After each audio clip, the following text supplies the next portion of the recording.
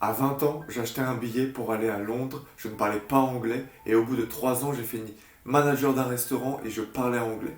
À mes 24 ans, j'ai pris un billet pour Tokyo, je suis venu à Tokyo pour apprendre le japonais et actuellement je suis maître d'hôtel d'un étoilé Michelin. Je suis ici pour vous aider.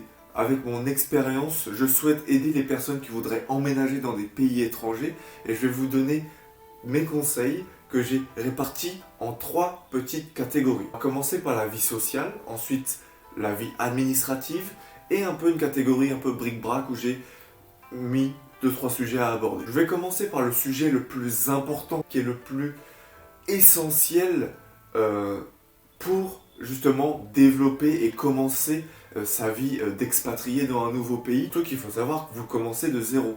Moi, quand je suis arrivé à Londres ou quand je suis arrivé à Tokyo, je ne connaissais personne. La chose qu'il faut faire, et ça avant même votre départ, il faut essayer dans votre entourage de trouver des personnes qui ont été soit dans le pays, soit dans la ville dans laquelle vous allez vous rendre. Même si c'est une connaissance, n'hésitez pas à demander le contact et à envoyer un message de manière polie. Et évidemment, les personnes seront toujours heureux ou heureuses de vous aider et vous conseiller. À quoi ça sert de prendre contact avec ces gens qui sont soit là-bas ou soit ont vécu là-bas? Ils vont pouvoir vous donner des recommandations, des choses à faire impérativement en termes de tourisme, des choses à faire de manière administrative, des astuces sur des prix pour acheter, je sais pas, un téléphone, un coiffeur, un restaurant ou quelque chose.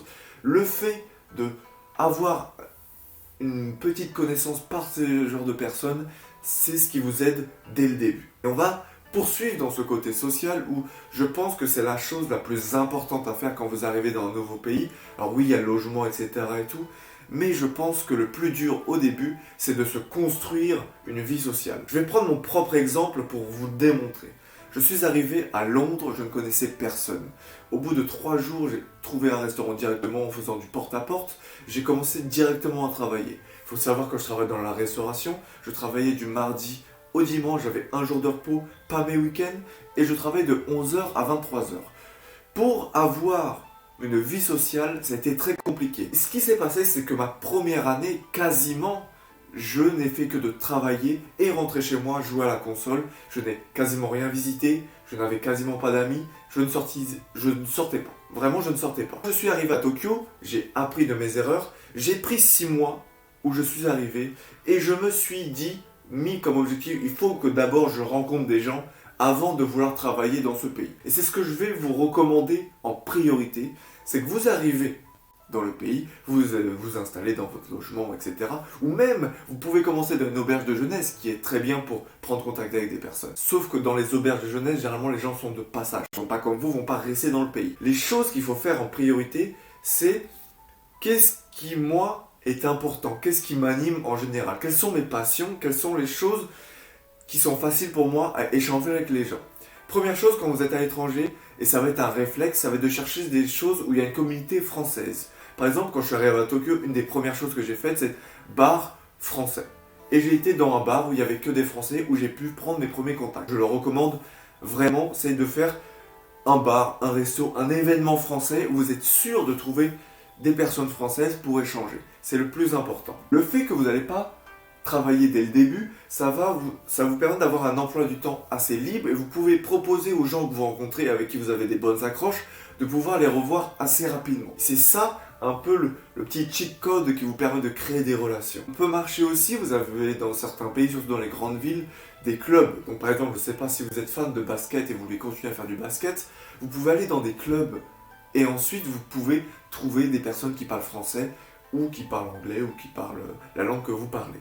Donc ça vraiment c'est ce que je recommande, c'est prendre dans un premier temps votre langue où vous êtes confortable ou vos passions pour essayer de rencontrer des gens et pour faire des connexions. Et avec ça, avoir un emploi du temps assez libre pour pouvoir assez rapidement et surtout régulièrement rencontrer ces personnes. Parce que c'est par la régularité qu'on crée des affinités, qu'on crée des amitiés. Parce que moi ça m'est arrivé où j'ai rencontré des personnes super cool, super sympa, on se voyait qu'une fois et après pendant 3 semaines je ne pouvais pas les voir. Et du coup, peut-être la première semaine ils vont me demander si je suis disponible, la deuxième aussi, et la troisième ils ne me demandent plus parce qu'ils savent déjà que je ne suis pas disponible. Donc c'est ça sur lequel le point, il faut insister, c'est la vie sociale est super important. Qu'est-ce que va vous apporter la vie sociale? Parce que ce qu'il faut pas oublier, c'est il peut vous arriver quand vous arrivez dans un nouveau pays. Que ce soit loin ou proche de la France ou d'un pays francophone. La peur de la solitude. Ce qui est normal, on est tous un peu apeurés. Même si les gens aiment la solitude, d'un coup, vous n'avez plus aucun de filet de sécurité. Donc c'est normal d'avoir peur. Le rencontrer des personnes va avoir un peu cet effet « je ne suis pas seul ». Ensuite, ça vous évite de vous renfermer sur vous-même, de rester dans votre chambre, de rester cloîtré et aussi de passer votre temps au téléphone à appeler les personnes qui sont restées en France, vos amis ou votre famille, surtout qu'eux ils vont vous demander alors qu'est-ce que tu as fait, qu'est-ce qui s'est passé, alors que justement par peur peut-être ou par solitude, vous n'allez pas avoir forcément beaucoup visité ou rencontré des personnes. Ces personnes aussi qui peuvent devenir vos amis ou au moins des contacts, peuvent ensuite, comme un peu ce que je vous ai dit au tout début, vous donner des conseils si c'est des personnes qui sont déjà arrivées depuis un peu plus longtemps que vous, ou peuvent vous aider dans le futur. Moi je vais prendre l'exemple d'un ami que j'ai eu à Tokyo, que j'ai rencontré dans une boîte de nuit, qui est devenu un de mes amis les plus proches à Tokyo, et il s'est avéré que 8 mois plus tard, je cherchais un emploi à temps partiel, et que cette personne avait rencontré 3 ans auparavant un contact qui m'a donné sa carte, j'ai envoyé un mail, j'ai trouvé un boulot, et maintenant je travaille dans ce restaurant encore maintenant. 3 ans plus tard, juste parce que j'ai rencontré cette personne, et je ne l'ai pas rencontré pour chercher un boulot, mais c'est juste que chaque personne peut vous apporter des choses et vous allez apporter des choses aux personnes. Des recommandations, des astuces. Vous pouvez faire aussi des choses administratives ensemble si vous avez peur. Vous pouvez faire des voyages ensemble.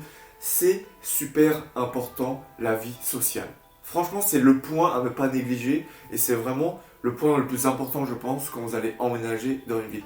Même si vous venez avec votre copain ou votre copine ou entre guillemets entre amis, c'est important d'avoir une vie sociale dans la ville dans laquelle vous allez être ou dans le pays dans lequel vous allez être. Une chose qui va aider pour ça, ça va être la langue. Pour les personnes qui vont parler, qui sont dans un pays où ils ne comptent pas apprendre la langue. Par exemple, je sais pas, vous allez en Chine, vous voulez pas parler chinois, mais tout le monde comprend l'anglais, c'est parfait. Même si c'est pas le but d'être bilingue en chinois, je vous recommande au moins d'avoir les basiques pour être un minimum autonome, c'est-à-dire commander dans un restaurant, avoir une conversation basique ou autre. Ce qui va vous permettre de plus facilement sociabiliser quand vous allez rencontrer des personnes de ce pays. Ils vont être beaucoup plus enclins à vous accepter et plus enclins à être ouverts à une conversation, à déconner avec vous parce que même si c'est quelques petits mots, des choses comme ça les met en confiance. Ils voient que vous essayez de faire des efforts, c'est quelque chose. Ça peut être pareil si vous avez des galères, par exemple si vous devez aller à la police parce que vous avez perdu un portefeuille ou parce que, je sais pas, si vous allez dans des tâches administratives qu'on va parler après, vous voyez que vous essayez de faire un effort. Quand quelqu'un qui n'est pas de ton pays essaye de parler dans ta langue par effort, par respect, les humains, ça va, c'est une bonne image que vous avez de vous et les gens vont plus avoir tendance à vous aider. Donc même si c'est pas le but premier d'apprendre la langue ou vous comptez vraiment pas le faire, au moins apprenez des petites bases pour avoir des conversations. Petite astuce pour les personnes qui seraient un peu plus introverties, où c'est assez compliqué de rencontrer des personnes, il faut vous sortir votre zone de confort.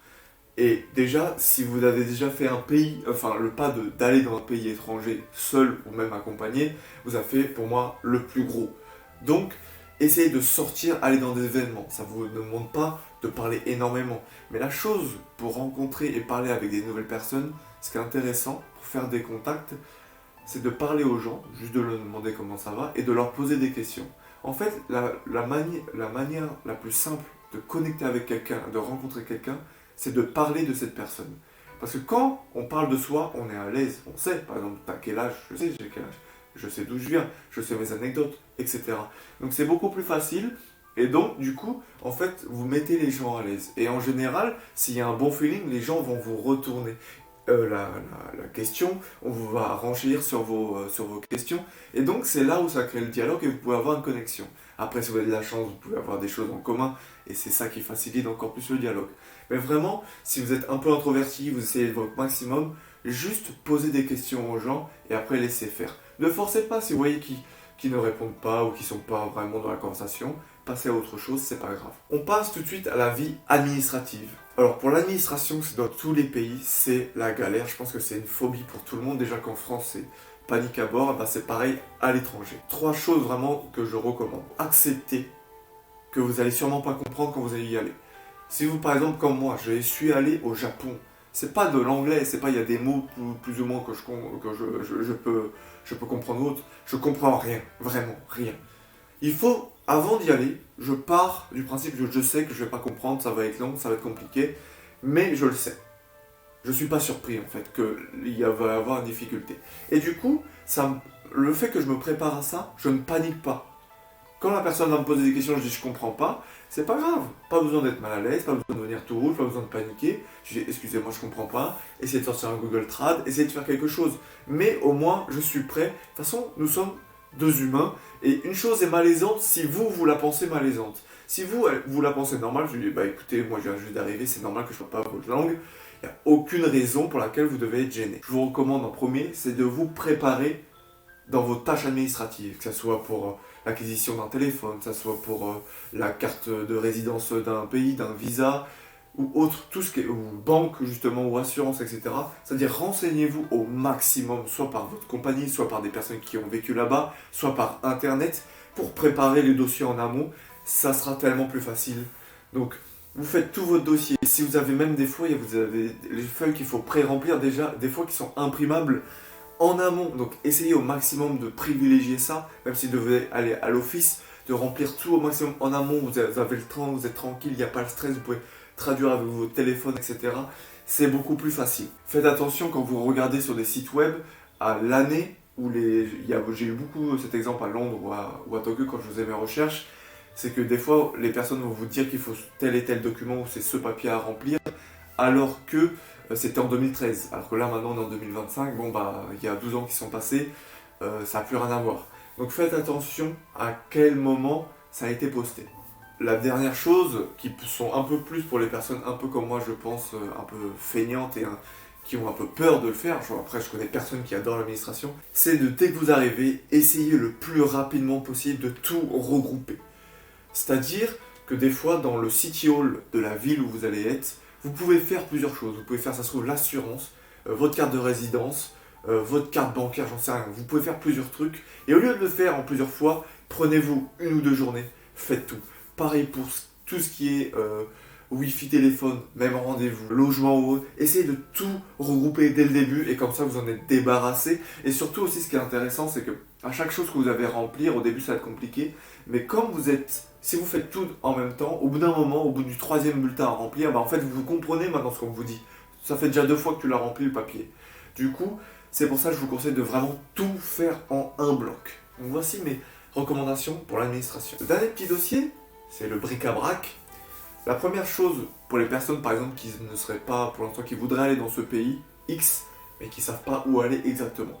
Si c'est la première fois que vous voyagez, on recommande d'aller soit dans les capitales, soit dans les plus grandes villes, parce que c'est là où il y a le plus de monde possible à rencontrer, c'est là où il y a le plus d'activités à faire, c'est là où il y a le plus de travail à trouver. L'inconvénient, ça va être aussi la vie qui est plus chère, mais si vous travaillez dans cette ville, vous pouvez y vivre, je pense, comme à Paris, à Tokyo, à Londres, ou dans d'autres villes encore. Donc vraiment, si c'est la première fois que vous voyagez, je vous recommande d'aller dans une grande ville, dans un premier temps, et après, si vous avez l'habitude, vous pouvez aller dans des petites villes un peu plus campagnardes. Deuxième chose qui peut aider, j'en ai parlé un peu avant, le type d'emploi. Par exemple, si vous êtes étudiant, vous voulez faire un temps partiel, ou si vous faites un PVT et ensuite vous voulez un visa de travail, etc., privilégiez les emplois où vous avez du temps libre en soirée et en week-end pour justement faciliter la vie sociale, ou le fait de voyager, ou le repos. Alors, si vous ne faites pas ça, alors par exemple si vous êtes serveur, comme moi je l'ai été, les week-ends et les soirées, c'est les travails les plus faciles à trouver, évidemment. Mais essayez de faire des recherches pour vraiment avoir vos soirées et vos week-ends, et c'est là où vous allez plus pouvoir profiter de votre nouveau pays en termes de découverte et en termes de rencontres. Pour le logement, les petites astuces que je peux avoir, déjà cherchez toujours un logement proche d'une station de métro ou de train, c'est le plus convenable. Les prix sont un peu plus élevés, alors on ne vous demande pas d'être en plein milieu, je sais pas, à Paris, Arc de Triomphe, avec 3 métros et 3 lignes différentes, non. Mais au moins avec un métro, avec l'accès au centre de la ville, ou en tout cas les quartiers les plus importants, assez rapide, environ une demi-heure selon la taille de la ville. Ensuite, la deuxième chose que vous pouvez faire aussi pour le logement, c'est de regarder au moment justement si vous avez une station, quelles sont les choses qui l'entourent. S'il y a beaucoup de vie, s'il y a beaucoup de restaurants, s'il y a beaucoup de commerce, en général, c'est un bon signe pour la sécurité. Si vous avez des choses dépavrées, si vous n'avez pas des boutiques neuves, si vous n'avez pas des chaînes de restaurants assez connues dans la ville ou dans le pays, généralement, c'est quand même un petit signe que le quartier craint un peu. Donc voilà, c'est deux petites choses que je pouvais vous dire pour le logement. La dernière chose, et je vais terminer là-dessus, c'est quand même le respect de la culture. Il faut savoir que, évidemment, nous sommes français, nous avons notre manière ou en tout cas francophone, et nous avons notre manière de voir, on a chacun été éduqué d'une manière différente. Mais ce qu'il faut savoir que quand on va dans notre pays, c'est de respecter la culture. C'est-à-dire, il faut d'abord se renseigner en amont et ensuite l'appliquer.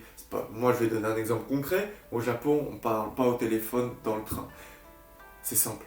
On ne parle pas, d'ailleurs, dans le train, en général. On parle de manière un peu basse, on ne crie pas dans le train, on ne parle pas avec une voix grave, surtout moi qui ai une voix grave, rauque.